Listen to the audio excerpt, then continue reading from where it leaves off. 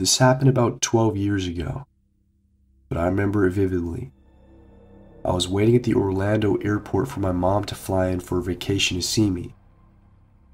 My daughter, who was at the time a year old, and my then fiance had their plane delayed due to weather, and it was getting later and later. Finally, the airport was almost empty, and it was almost midnight. I needed to use the restroom, and I told my fiance to hang onto my daughter's stroller, as he was falling asleep. I was not tired. I was excited to see my mom and had a few drinks of coffee. So I went to the woman's room and every stall door was open. I chose a random one and used it. All the while it was completely silent in there. I left the stall and was washing my hands. The bathroom had a mirror that went all the way across the wall, and I saw nothing. While washing my hands, I got a really weird feeling. I'd been looking down at my hands the whole time, and I looked up, and there was a scary-looking woman standing right behind me, almost touching me, leaning towards me. We made eye contact in the mirror, and she said, "Jesus loves you. Do you know that?" in an extremely freaky way. I was freaked out, and I just nodded, while still staring at her in the mirror. She then walked away, and I couldn't see if she left the bathroom or not due to the design of the exit. I was shaking over the exchange because the tone she used, it was almost like she was saying Jesus saved me from her doing something awful to me. I never heard her come in, and I'm a pretty paranoid person, so I pay attention to listening for people and things. Plus, those bathrooms echo so much. I would have had to have heard her footsteps. I also never saw her hands, so I don't know if she had a weapon. I timidly left the bathroom, and my fiance was standing near the bathroom holding my daughter. I asked him if he had saw the lady, and he had no idea what I was talking about. I looked around the area, and it was simply empty. It was just us there. The lady I saw with the crazy gray hair, dark eyes, and oversized sweater. It still haunts me to this day. It was the month of January, and I just got done with my exams for college. I'm 21, and being in a long-distance relationship, I hadn't seen my boyfriend in over 3 months. Since I had some free time, my boyfriend and I planned a getaway trip to the mountains, as it was prime time to experience the snow. This meant that I would have to fly out to a city which I had never been to before, so I was a little bit skeptical at first because this trip had to be kept a secret from both of our parents. My parents didn't approve of me having a boyfriend, let alone traveling with them, but we were together for 5 years, so I was determined to go. All of my friends knew about this trip, and they all had the required details. Fast forward to the day of my flight. I was seated in the window seat next to a fairly older guy, probably in his late 30s. I was on my phone, and so was he.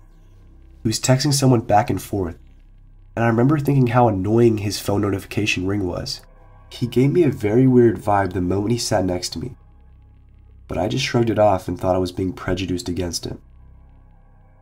As the flight took off, I noticed no one occupied the aisle seats beside him, and I wondered why he was not moving up there because 1, naturally anyone, whether me or him, would like some privacy. 2, men usually shift or make space for a woman in our country in a public setting. The man was glued to the seat, and I could feel his eyes on me whenever I was looking out the window. Some time passed by, and he started making small talk with me and asking me questions. Where are you from? Whether I stay in the city?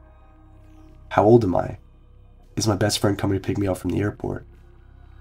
I could feel the creepy vibes oozing from his sinister face, and I knew I had to be smart enough to not tell him any personal information.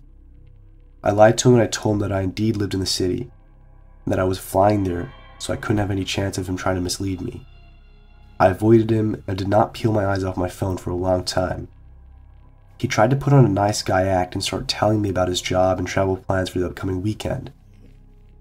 At this point, I wasn't even replying to him, but I could feel him coming physically closer to me. I was a little freaked out at first, but I thought I could handle this for another 20 minutes before the flight lands. At this point, the overhead lights were dimmed off in the flight as it was nighttime, and at the exact time this happened, I swear, the creep grinned and relaxed before staring down at me like we were in love or something. I just backed up to the window and started clicking photos of the view from the flight. This is when the creep says to me, "You're so cute. Can you give me your number?" I was frozen. He was inches away from my face. "No, that's weird," I replied, not being too angry about it considering he would be a psycho killer. "Give me your Instagram then." At this point, I was sure this dude would not stop at this. "No, I have a boyfriend. Stop," I said sternly. This creep started to stare at me without blinking, and then put on a mask of a nice guy again, and then he offered me a bottle of water. I was glad that the flight attendant announced that we were about to land. I would finally be away from him. This is when he started to extend his hand towards me and whispered, "Can I hold your hand?" I was scared because I thought this guy was definitely going to touch me. "What? No. Are you mad?" I managed to semi-scream. He just gave me a blank look and said, "Why?" I kept quiet and was internally praying for him to leave me alone. The flight eventually landed and I hurried to get out of there with my stuff. I turned back a few times and I could see that he was pointing towards me and his friends were smiling and staring at me. I quickened my pace towards the baggage claim, and so did he and his friends. I started texting my boyfriend frantically, and he told me to stay calm and to just get out of the airport as quick as possible without him catching up to me. I picked up my bags and I got out of the terminal and was waiting for my cab, and I was relieved that I finally made it out. A couple moments later, I felt someone touch my hair and I turned around and this creep was just standing behind me with a crazy smile on his face. My heart was beating so hard, I thought it would jump right out of me. "Do you want to ride home? We could take you. Don't hesitate too much." Without saying anything, I picked up my bags and I walked up to the closest family I could find with kids, and I asked them if they could accompany me to the parking lot where my Uber was waiting for me. I told them the entire ordeal and how the weirdo wouldn't leave me alone. They accompanied me and waited until I was gone. I thanked them profusely. The weirdo kept on staring at me with his cold eyes and sunken cheeks as my Uber drove past him. He thankfully didn't follow me or anything. I finally reached my boyfriend safely. The trip went smooth, and I didn't think much about the incident afterwards, because it was now just a blur.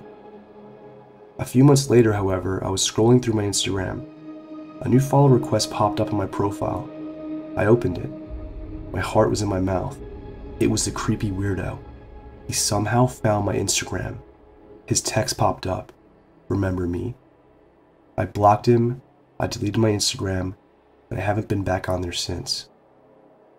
I just want to start out by saying that as a kid I was really smart, especially when I was little.